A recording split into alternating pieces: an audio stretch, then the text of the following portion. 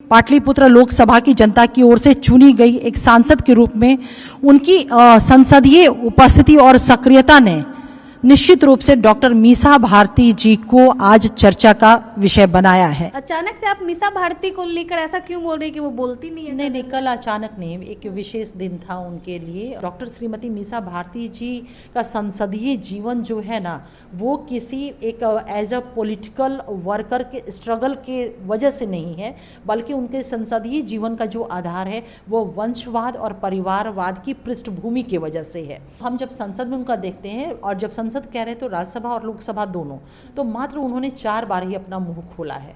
निजी विधेयक की अगर मैं बात करूं तो एक भी डॉक्टर मीसा भारती जी ने, आपको आश्चर्य होगा जान करके, एक भी इन्होंने निजी विधेयक नहीं लाया है। सवाल पूछने में भी ये फिसड्डी सांसद साबित हुई है। पाटलिपुत्र में कोई समस्या नहीं हो, ज्यादा मत बुलवाइए। अब जेडीयू की प्रदेश प्रवक्ता अंजुम आरा ने कल एक सवाल पूछा पाटलिपुत्र की सांसद मीसा भारती से कि आप सदन में बोलती क्यों नहीं है। इन्हीं सब मुद्दों पर बातचीत करने के लिए हमारे साथ जेडीयू के प्रवक्ता हैं अंजुम आरा, जिनसे जानेंगे अचानक से आप मीसा भारती को लेकर ऐसा क्यों बोल रही है कि वो बोलती नहीं है? नहीं, कल अचानक नहीं, एक विशेष दिन था उनके लिए। कल उनका जन्मदिन था, और एक हमारी परिपाटी है कि किसी का भी जन्मदिन होता है हम बधाई देते हैं और शुभकामनाएं देते हैं अच्छे भविष्य के लिए। तो कल वो स्पेशल दिन था, तो हमने बधाई प्रेषित किया और शुभकामनाएं हमने इस बात के लिए दिया था कि वो देखिए, वो सांसद रही हैं, राज्यसभा में भी रही हैं और पाटलिपुत्र लोकसभा की भी वो माननीय सांसद हैं, निर्वाचित हैं। तो निर्वाचित जब हुई है तो निश्चित रूप से वो अपनी आवाम से कमिटमेंट किया होगा उन्होंने कि मैं आपके सुख दुख में रहूँगी, सदन में मैं आपकी मजबूत आवाज़ बनूँगी, सदन में मैं आपकी इश्यूज़ को रेज आउट करूँगी। ये सारी चीज़ें उन्होंने, या हर प्रत्याशी इसको करता है, और जनता उनकी उन्हीं वादों को पे विश्वास कर करके उनको चुनती भी है। तो वो निर्वाचित है वहाँ से। लेकिन जब हम लोगों ने देखा कि उनका जो ट्रैक रिकॉर्ड है संसदीय जीवन का, वो उनके किए गए वादों के अनुरूप नहीं है। अगर मजबूत आवाज़ बनने की बात है, जो उन्होंने वादा किया था, तो हम जब संसद में उनका देखते हैं, और जब संसद कह रहे तो राज्यसभा और लोकसभा दोनों, तो मात्र उन्होंने 4 बार ही अपना मुँह खोला है। सिर्फ 4 बार ही उन्होंने खोला है, वो भी 3 बार कब, जब समर्थन देना और लेना होता है तब, और एक बार जब उपसभापति का इलेक्शन हो रहा था उस टाइम श्री हरिप्रसाद जी का चुनाव था, और जिसमें हमारे श्री हरिवंश बाबू उसमें निर्वाचित हुए थे और हरिप्रसाद जी हार गए थे। तो ये उनका रहा था। दूसरा हमारा ये कहना था कि सदन में आप मजबूत आवाज़ आवाम की कब बनिएगा, जब आपकी वहाँ पे उपस्थिति मजबूत होगी।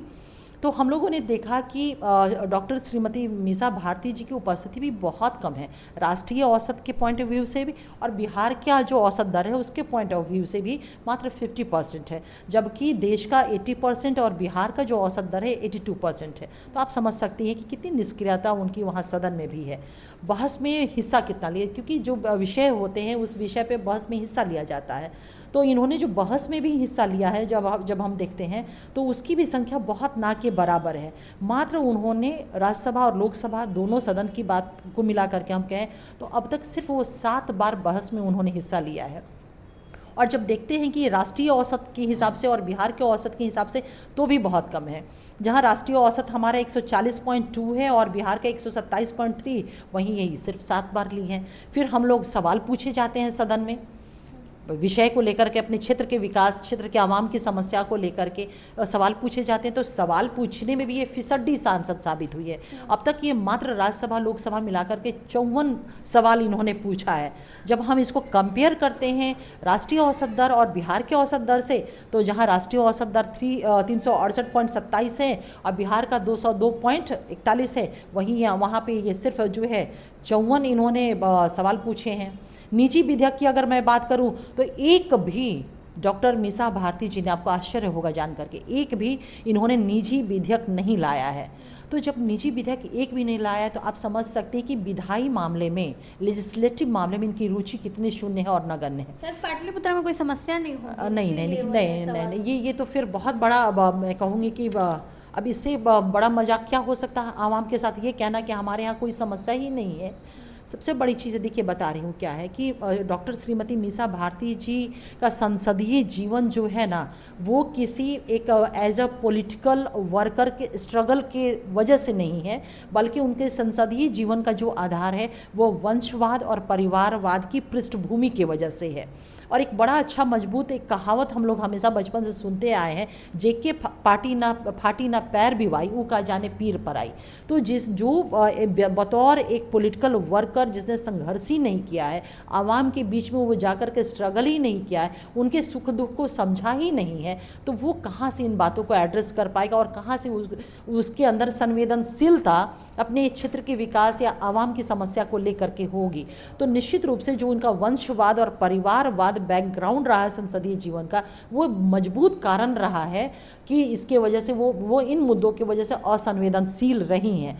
तो हमने शुभकामना भी कल दिया, क्योंकि कल ऐसा दिन ही था, शुभकामना दिया डॉक्टर मीसा भारती जी को कि आपने जो आवाम से वादे किए हैं उनके मामले को उठाने के लिए, उनके सवालों को सदन में उठाने के लिए, एक मजबूत उनकी आवाज़ बनने के लिए, उनकी ताकत बनने के लिए, क्षेत्र के विकास के लिए आपको शुभकामना देती हूँ कि आने वाले समय में जो टेन्योर आपका बचा है आप ये सब कर सके। तो बस यही मसला था। लालू जी की बेटी है इसीलिए उन्होंने बिल्कुल, संघर्ष निश्चित किया। रूप से राष्ट्रीय जनता दल के राष्ट्रीय अध्यक्ष हैं आदरणीय लालू प्रसाद जी की बेटी हैं, तो संघर्ष तो जीवन में रहा नहीं। एज ए पॉलिटिकल वर्कर तो वो कभी स्ट्रगल वो रहा नहीं है। तो वंशवाद और परिवारवाद की तो बहुत बड़ा वो एग्जाम्पल के तौर पे है ना, तो असंवेदनशील होना तो बट नेचुरल है। लेकिन जनता ने उन्हें चुना है, 2 बार लगातार वो हार गई थी। हाँ, वही चीज़ मैं कह रही हूँ। तो वो वादे दे रहे हैं ना, आप जाके चुनावी वादों को देख लीजिए, झड़ी लगा दिया है उन्होंने।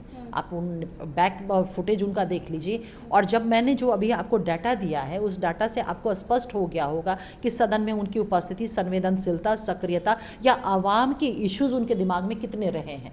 मैंने तो राष्ट्रीय औसत दर और बिहार के औसत दर को भी कंपेयर करके बता दिया, वो सारा आपके सामने है। लेकिन वो जनता के बीच में रह रही हैं, सदन में ना सही लेकिन जनता के दुख सुख में रह रही किस रूप में रह रही हैं, बताइए ना, किस रूप में रह रही हैं? शादी विवाह में जाती हाँ, तो वही चीज़ है ना, जनता आवाम अपने इश्यूज़ को सेटल करने के लिए, अपनी मजबूत आवाज़ बनने के लिए, अपने सुख दुख में साथ देने के लिए, जनता के मामले को अपने विकास के लिए, अपने मुस्तकबिल के लिए वो किसी भी जनप्रतिनिधि को चुनती है। पूड़ी और बुनिया और भोज और पुलाव के लिए नहीं चुनती है। अब ज़्यादा मत बुलवाइए। अब चलिए, ज़्यादा मत बुलवाइए। हमारे साथ जेडीयू की प्रदेश प्रवक्ता अंजुम आरा जी थी। इन्होंने साफ तौर पे कहा कि जितने वादे मीसा भारती ने किए थे वो पूरे होते हुए नहीं दिख रहे हैं। बाकी अब क्या कुछ सोचते हैं अपनी राय कमेंट बॉक्स में ज़रूर दें। धन्यवाद।